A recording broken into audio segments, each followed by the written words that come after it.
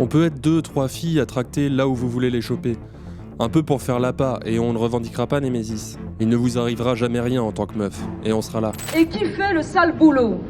Le journal L'Humanité. Némésis s'est fait une place au cœur de l'actualité. Ce collectif qui se revendique féministe s'infiltre dans les manifestations, instrumentalise la lutte contre les violences sexuelles pour mieux stigmatiser les étrangers. En 6 ans d'activité, le groupuscule fémo-nationaliste a gagné en influence et tissé de nombreuses relations avec les représentants politiques de la droite et de l'extrême droite. En février et mars 2026, Némésis s'est retrouvé sur le devant de la scène après la mort de Quentin de Ranc à Lyon. Le jeune militant est alors présenté comme un membre du service d'ordre du groupe. Un récit largement relayé dans le débat public, jusqu'à ce que des révélations de l'Humanité viennent remettre en question le rôle de ces hommes présents aux côtés des militantes, et montrer l'étroitesse des liens entretenus par Némésis avec différents groupuscules néofascistes.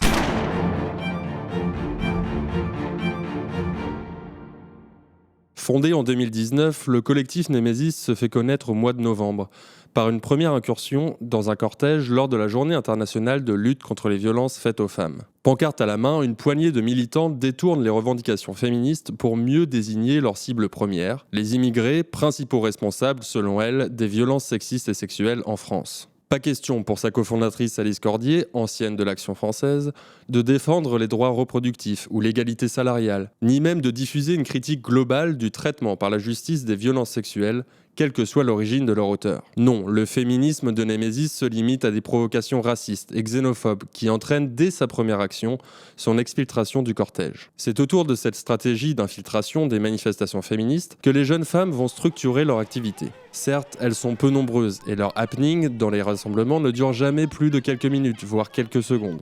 Mais cela suffit pour produire les images recherchées et donner de la visibilité à leur slogan. Car Némésis est avant tout une vaste opération de communication.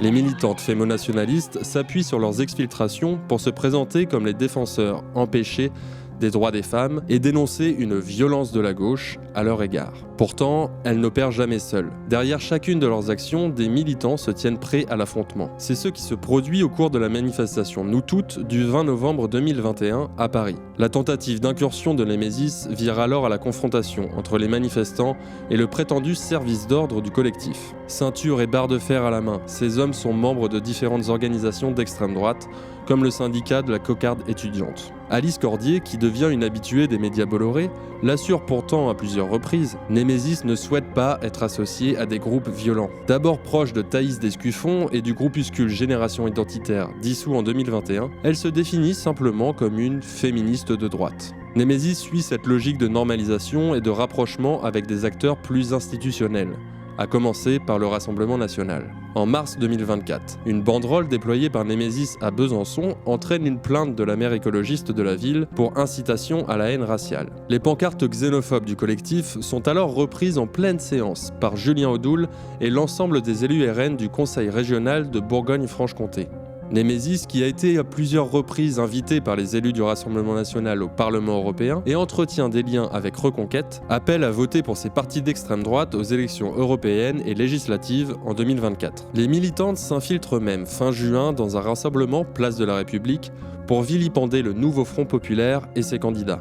En novembre de la même année, le collectif organise un rassemblement à Paris suite à la mort de Philippine, une étudiante versaillaise violée et tuée quelques jours plus tôt. Le principal suspect étant un homme marocain récidiviste, sous le coup d'une OQTF, la manifestation est le lieu d'une déferlante raciste et d'attaques virulentes contre un système judiciaire accusé de laxisme. Peu importe les débordements pour les organisatrices, elles disposent là d'une tribune d'ampleur pour s'en prendre à la politique française en matière d'immigration. Cette normalisation de Némésis est parachevée par un soutien apporté au mouvement par le ministre de l'Intérieur, Bruno Retailleau, lors d'une conférence sur la sécurité en janvier 2025. Némésis, je voudrais féliciter les jeunes dames que j'ai vues. Bravo pour votre combat. Vous savez que j'en suis très proche. Alice Cordier peut exulter. Après des années d'humiliation, de comptes bancaires qui sautent, de réseaux sociaux censurés, de violences par des militants d'extrême gauche, d'articles à charge, après tout ça, j'ai été félicité par notre ministre de l'Intérieur. Malgré cette reconnaissance du gouvernement, Némésis reste fidèle à son mode opératoire initial. En février 2026, le groupuscule tente de perturber une conférence donnée par l'eurodéputé LFI Rima Hassan à Sciences Po Lyon. L'action coup de poing organisée en marge de l'événement entraîne des affrontements entre militants d'ultra-droite et antifascistes. L'un des participants, Quentin Derenque, présenté a posteriori comme membre du service d'ordre de Némésis, décède d'un traumatisme crânien à la suite de plusieurs coups portés à la tête alors qu'il était au sol. Dans le débat public, la violence des groupuscules d'extrême droite se retrouve évacuée et la gauche pointée du doigt. Rendue respectable, l'extrême droite néofasciste obtient sa minute de silence à l'Assemblée nationale. Et tant pis si quelques saluts nazis émaillent le cortège lors de l'hommage rendu dans les rues de Lyon aux militants tués. L'Humanité a eu accès à des messages internes à Némésis échangés sur l'application Telegram. Daté d'octobre 2025, la conversation jette une nouvelle lumière sur les actions menées ces dernières années par le collectif et le rôle des hommes qui l'accompagnent. Une présence masculine supposée assurer la sécurité des militantes fémonationalistes. Mais ce qui apparaît au contraire dans ces échanges, c'est la mise en place de véritables guet-apens en lien avec des membres du groupuscule néofasciste Audace Lyon qui a pris la suite du Bastion social et de Lyon Populaire dissous en 2025. Avec un mode opératoire très clair et, semble-t-il, ordinaire pour les participants à la conversation. D'un côté, les femmes distribuent des tracts sur les campus lyonnais. De l'autre, les hommes se tiennent prêts à agresser les militants antifascistes qui se mobiliseraient face aux messages xénophobes de Némésis. On peut être 2-3 filles à tracter là où vous voulez les choper. Un peu pour faire l'appât, et on ne revendiquera pas Némésis. Il ne vous arrivera jamais rien en tant que meuf, et on sera là. Parmi les militants d'Audace Lyon présents dans la boucle ce jour-là, il y a Calixte Guy. L'homme avait déjà été impliqué dans l'attaque néo-nazie de la projection du film Z de Costa Gavras en février 2025 à Paris. Au cours de cette soirée organisée par le mouvement antifasciste kurde Young Struggle, une trentaine d'hommes cagoulés débarquent et tentent de pénétrer dans le local. À l'extérieur, plusieurs d'entre eux se ruent sur un militant de la CGT et le mettent à terre. Le jeune homme est roué de coups et poignardé par les néo-nazis qui prennent ensuite la fuite.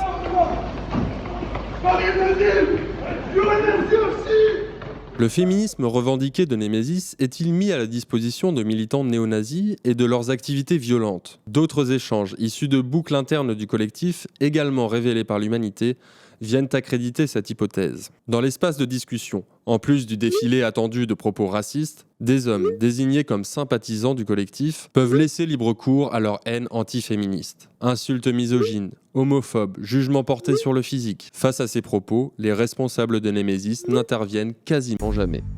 À la suite de ces révélations, de nombreux parlementaires de gauche demandent la dissolution du groupuscule. Le collectif s'en prend alors à l'Humanité, dans un communiqué dénonçant une opération d'intoxication par contre-feu. Et il accuse notre journal de diffamation sans pour autant contester la véracité des propos rapportés. Des appels sont ensuite lancés contre la présence de Némésis dans les cortèges féministes du 8 mars 2026, ce qui contraint les fémonationalistes à se retrancher dans le 16e arrondissement de Paris. Lors de ce rassemblement, des figures de l'extrême droite montent au créneau pour défendre Némésis. L'eurodéputée Marion Maréchal, personnellement liée au collectif par sa belle-sœur, attaque également l'Humanité qu'elle accuse de faire le sale boulot. Seulement 2 jours plus tard, une photo d'Alice Cordier publiée sur les réseaux sociaux la montre en train d'effectuer un signe nazi. La porte-parole de Némésis s'en défend et prétend simplement avoir reproduit le geste d'un groupe de rap.